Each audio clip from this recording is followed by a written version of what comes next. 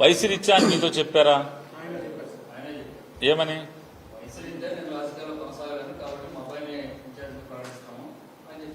దేనికి? అసెంబ్లీకి. ఇప్పుడు ఈయన పోటీ చేస్తున్నది దేనికి?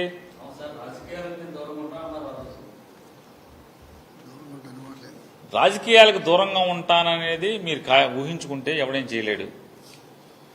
ఆయన పార్లమెంట్కి ఈరోజు జగన్మోహన్ రెడ్డి గారు అలా కాదన్నా నీ సేవలు కావాలి ఈ రాష్ట్రానికి, ఈ నియోజకవర్గం ద్వారా ఈ రాష్ట్రానికి నీ సేవలు కావాలని చెప్పని జగన్మోహన్ రెడ్డి గారు వారిని కూర్చోబెట్టి మాట్లాడారు.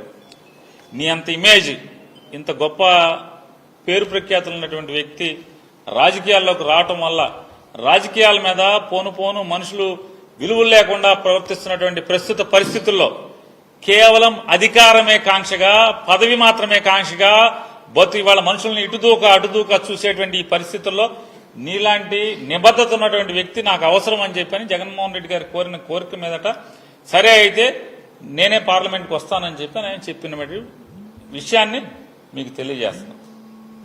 దానికి అంటే మీరందరూ ఎట్లా ఉందంటే మీ పరిస్థితులు ఎందుకు వచ్చారు, ఈయన ఇంత మంచి అభ్యర్థిని ఎందుకు పెట్టారన్నటువంటి మీరు బాధపడితే ఎట్లాగా, అవతల తరపున కూడా మీరే బాధపడితే ఎట్లాగా?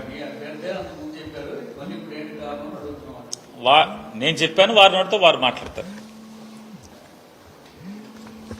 మీరు ఆ రోజున అసెంబ్లీ స్థానానికి అడిగినప్పుడు ఈ పార్టీ ఆదేశాల మేరకు నేను ఇలా పార్లమెంట్కి అయితే నువ్వు సరిపోతావన్నా అని అన్నారు.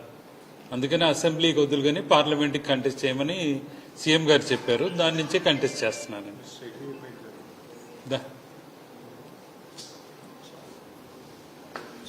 సెలవు.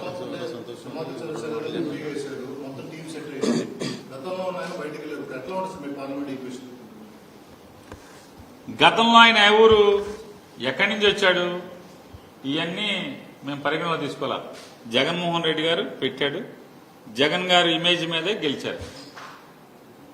గతం ఎవరు, ఎక్కడి నుంచి వచ్చారు, మా ఊరు కాదా, ఏం చదువుకున్నారు, డాక్టర్ గారా, యాక్టర్ గారా అని మేమేం చూడాల.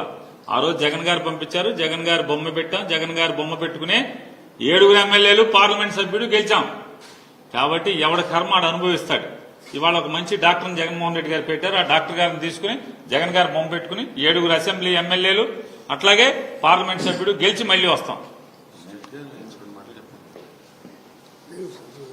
Please subscribe .news.